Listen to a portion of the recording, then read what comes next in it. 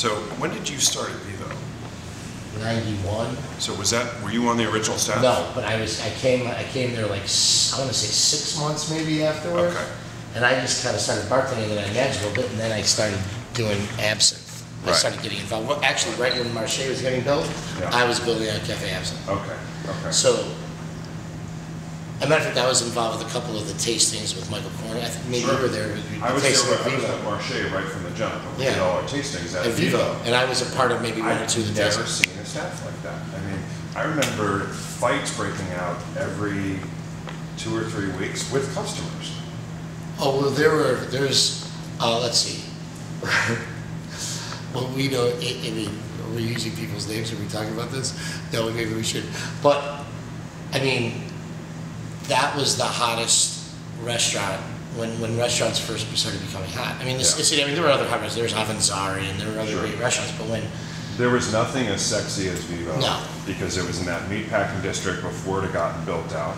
Right? It was the only thing down there, as I recall at the time. And it was good. I mean, we used to do big lunch. We used to do, and every star that was coming to show, that was the restaurant that they went to. I mean, maybe I actually believe that maybe the closest thing to it before it was maybe like a pump room.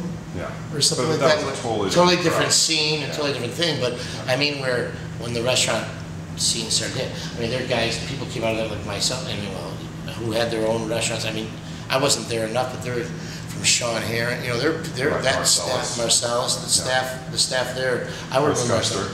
Yeah, Custer. I mean, there's people everywhere who've done a lot in the industry. Well, I remember when we first opened Marché, one of my opening responsibilities every night was to kick the street hookers off of our corner.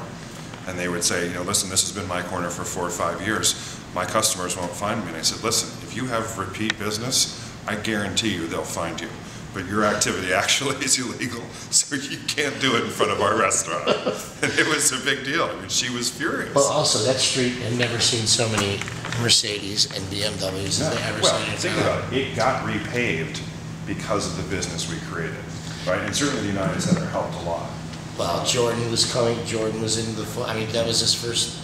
I mean, he created everything. As a matter of fact, Dan Crazy when Jordan got inducted to the Hall of Fame, he was quoted. There's a picture of Dan in the article about what he had created. There was a business aspect to the whole thing.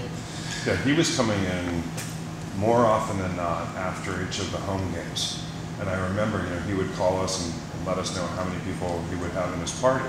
And, we'd be packed after the Bulls game specifically because he was coming in. And I remember a guy coming up to me who was waiting for a table, and we sat Jordan right away. And the guy said, well, how come he gets sat before I do? And I said, because the reason you're here is because you know that he'll be here. Well, right? Well, actually, and I have a Jordan story here, is Jordan came in here one day, obviously when the man entered, there's nobody who entered it like him anywhere in any city or any town across the world. And you remember he came in here and smoking, he sat down, and I had another buddy that had some restaurants. He said, actually, the BW13 or B13 restaurants. Steve Dry. And Steve, I haven't seen for a while. Michael, after he's done eating right here at the round table, lit up a cigar. And Steve pulled me, he's a friend of mine, he pulled me aside. At the table, he says, are you really going to let that happen? I mean, first of all, he's sitting next to Jordan the whole night. And other people, it's hard not to sit there while I'm talking. And I looked at him and I went, when we win 6, light up a cigar too.